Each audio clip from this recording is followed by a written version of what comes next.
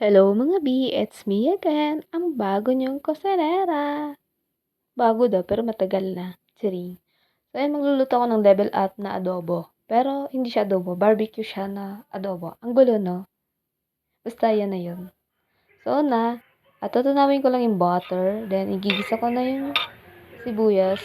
So, by the way, hindi ko na nilagyan ng bawang kasi may bawang na sa akin na marinate. Hindi ko na pinakita yung mag-marinate kasi nga, secret sa recipe ko muna ito. Charing. Bakit ba? Charing. Kaya nilalagay ko na yung mga manok. So, konti lang yun kasi dalawa lang kami kakain for today. Ang arty. So, lagyan ng konting water, then papakuluan. So, ayan, kumulo na and medyo malambot na yan. Papatayuin ko lang para mas nuot yung lasa sa manok. Then, konting pa-cute lang. So, ang dami kong tagyawat for today kasi lagi ako nagpupuyat. Wala naman pinagpupuyatan. Kidding. So, malayo na tayo sa topic. So, by the way, eto, ready to serve na. And panigurado, ubos na naman ang kanin.